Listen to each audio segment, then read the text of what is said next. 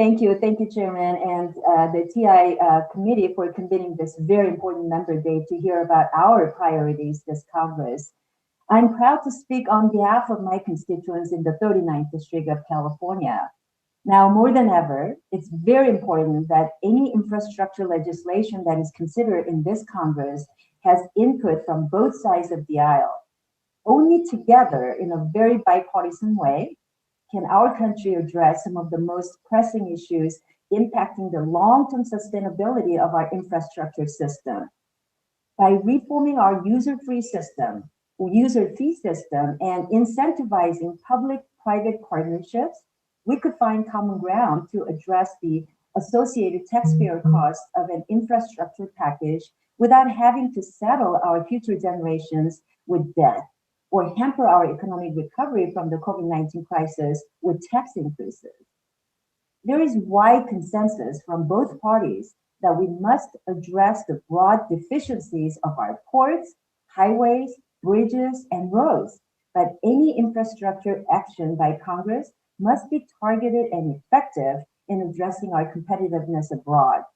For example, in my district, the growth in global trade and local socio-economic changes in Southern California have caused California state routes 57 and 60 to become two of the most heavily traveled freight highway corridors in the country.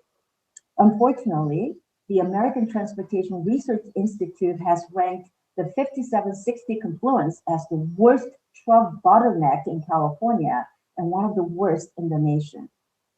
The movement of goods from San Pedro Bay ports to points beyond Los Angeles County and to the major interstates of I-10, I-15, and I-40 often involves a truck trip on the confluence.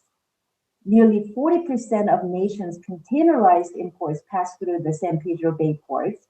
Of that, 9% of trucks passing through the 5760 confluence originate from the San Pedro Bay ports. And approximately 75% of these imports are destined for final consumption outside the region. Trucking delays originating at the confluence ripple across the state, causing economic disruptions on industries beyond the corridor. The COVID-19 pandemic has highlighted the importance of investing in our supply chains and logistics networks to efficiently provide food and medical supplies. Legislation and efforts to improve our freight highways will support export-import dependent industries and the creation of jobs throughout the United States.